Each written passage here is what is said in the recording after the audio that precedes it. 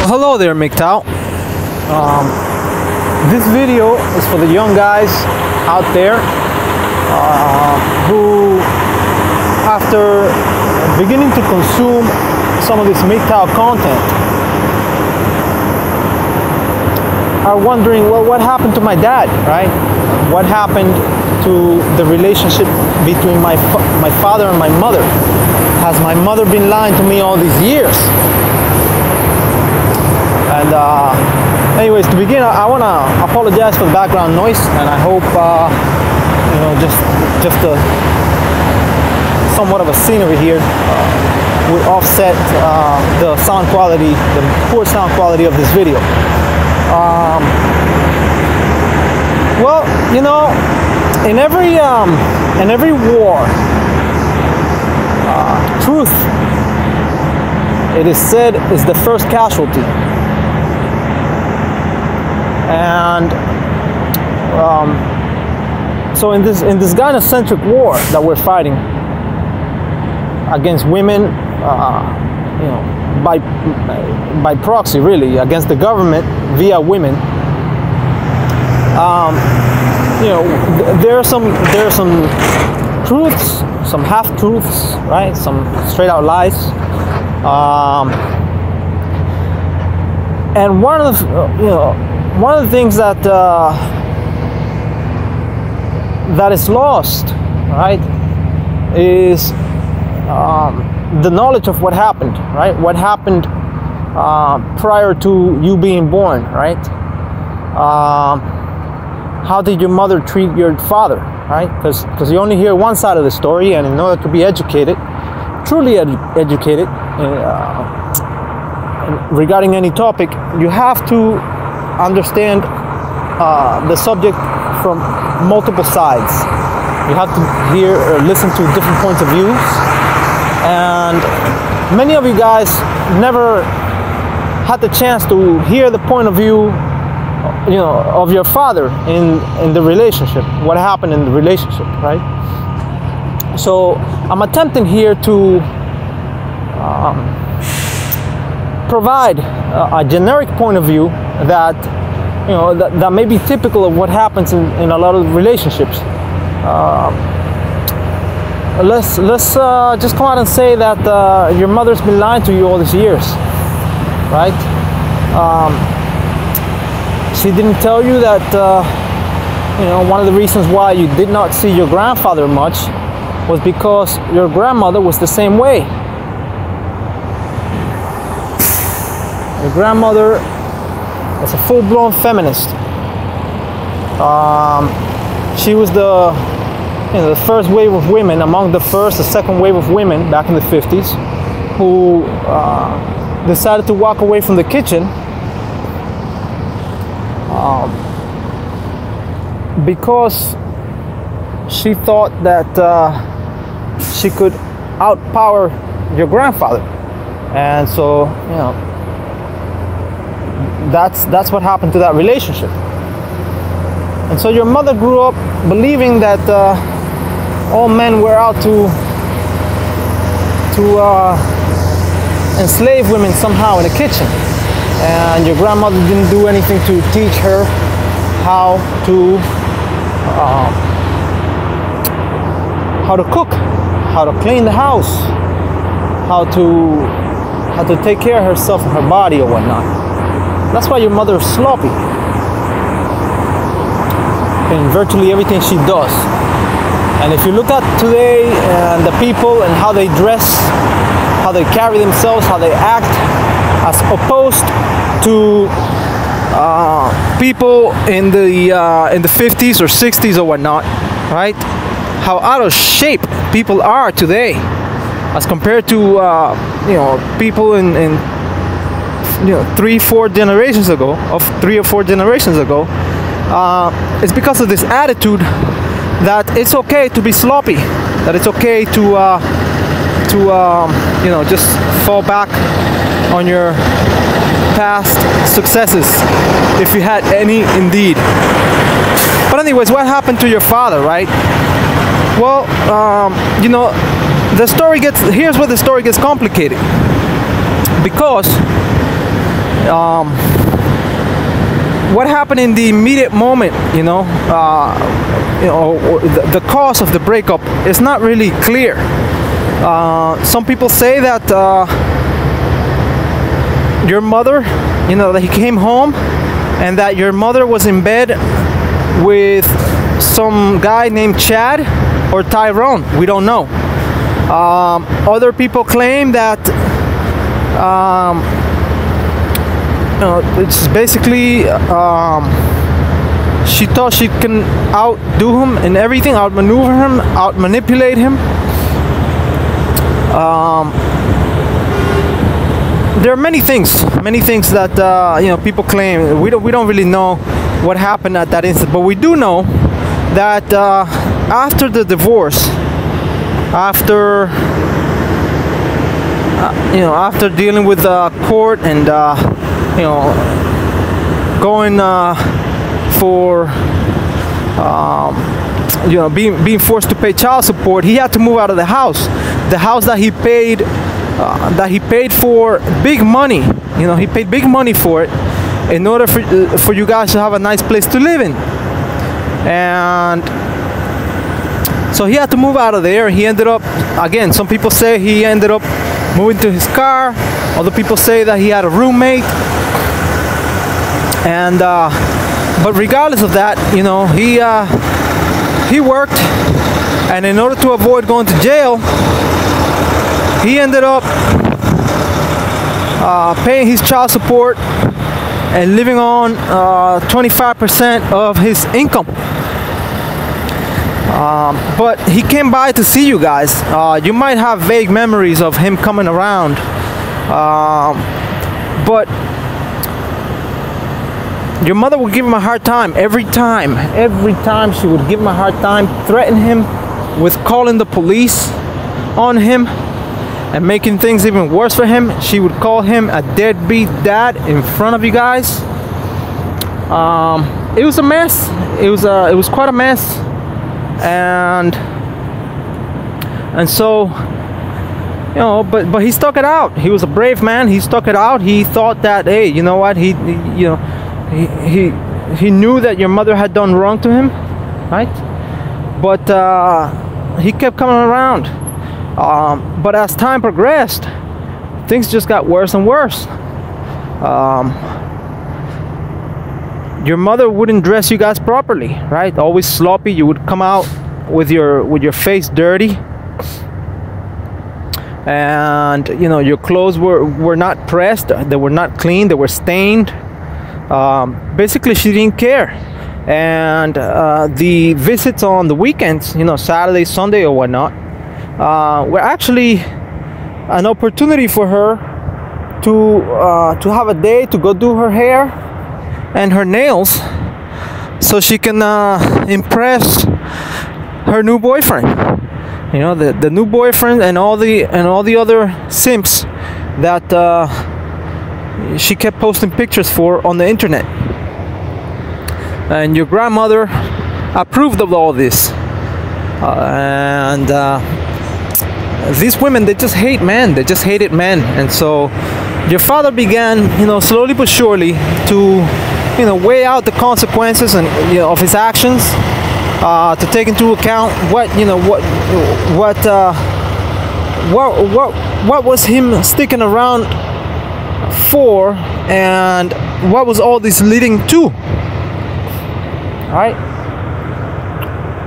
how much of his effort was going to go towards something productive, something positive, and something beautiful, for building something nice out of you guys as kids, so that you have a nice future, get a solid education.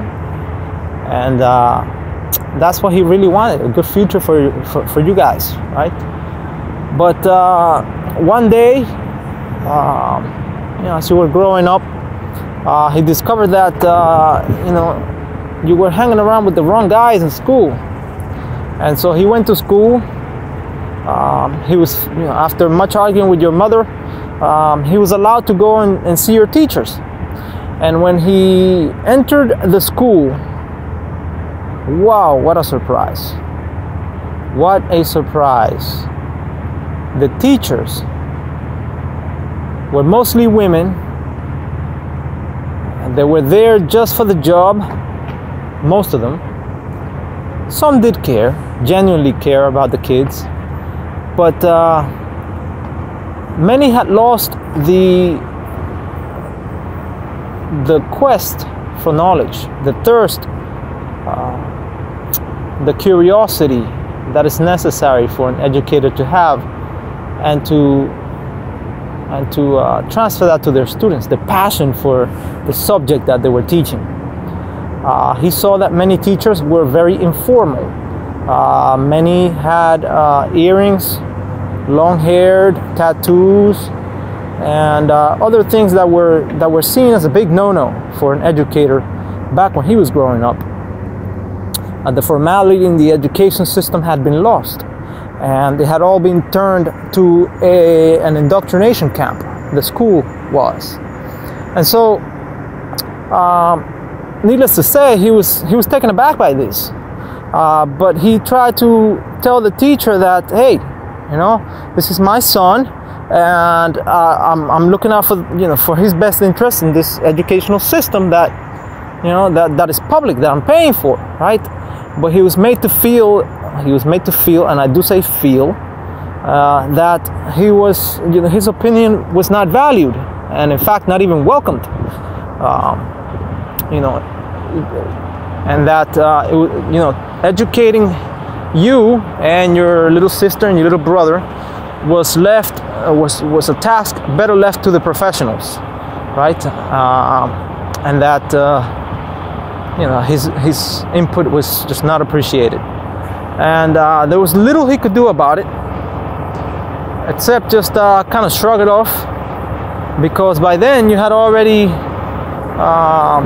been indoctrinated to the point where, you know, you wanted to be like Lady Gaga or the big time rapper that you saw on TV, you know,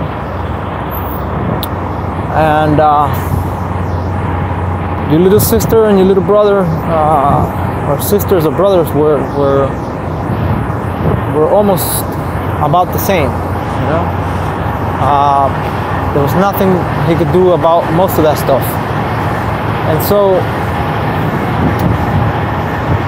again, he began to think, well, you know, what am I sticking around for? These kids, you know, well, at least the kids love me, right? The kids love me. I've been a good dad. I've done my very best. I've given them what I can give them, regardless of, you know, my circumstance, right? Trying to survive on a quarter of my income here. And so it all went along, you know, somewhat okay for a couple of more years, until you grew up and you entered those preteen years, and you began to think that you knew everything. You began to think that you knew more than your father, that you could do everything better than he could, and the television was there to tell you that that was indeed the truth, and you challenged him and you disrespected him, and it was normal because everybody around you told you it was okay, and you heard it on TV and you saw it on the billboards, men doing foolish things, right? And women being smart and being everything that was to be adored, right? They were to be like goddesses. Appreciate your mother regardless of who she is, and all this other crap. So you believed it, and you disrespected your father on a couple of occasions, some of which you may remember. And so that's what happened. He decided not to come around anymore because things got dangerous. Women were accusing men of doing things that they were not doing, that they hadn't done, you know, horrible things that men were not guilty of. And your father said, well, you know what, me coming to see my kids, it's very risky. This woman has already threatened to, on a couple of occasions, to call the police on me. And you know, I'm not gonna take that chance. I'm not gonna take the chance. And these kids are not, they're not appreciating anything. You know, they're not appreciating anything I do for them. I take them out to rollerblade. I take them out and buy them ice cream. I take, you know, I fix them up when she sends them out with raggedy clothes. Buy them extra things. I take them out to the amusement park.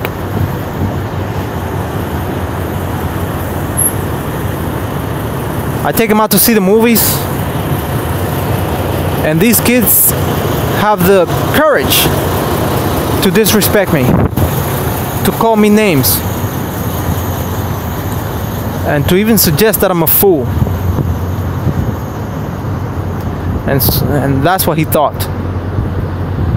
And it's not what he wanted. He did not want to leave. He did not want to go away.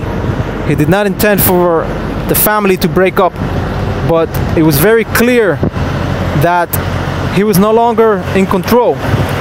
That he had all the responsibility of looking after a family, but none of the control.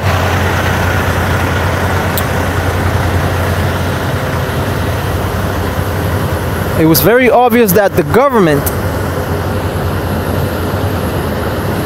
had interfered in the affairs of the very foundation of society, the family. We could argue that the individual is the foundation of society, but the next step above that, the nuclear family, the government had disintegrated it. And so your father had nothing to gain. He had a retirement to worry about, because he knew that when he became of age, right, when he became old, no one was gonna take care of him. He was gonna be thrown to the dogs unless he put some money aside. And these weekends got to be real expensive because you guys are really, really spoiled. I mean, he did what he could, but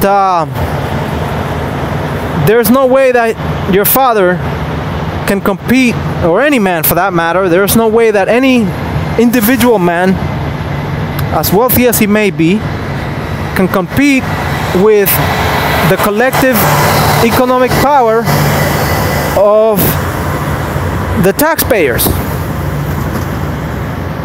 The taxpayers that are backing your mommy's lifestyle of consumption, mindless consumption.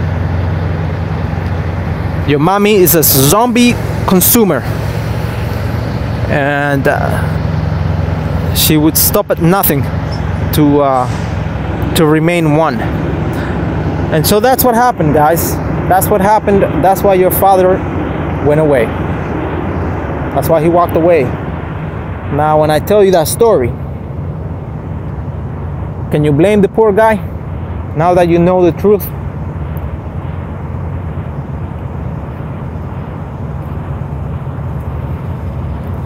Anyways, I'll catch you guys in the next video. Thank you for watching. Like, share, and subscribe.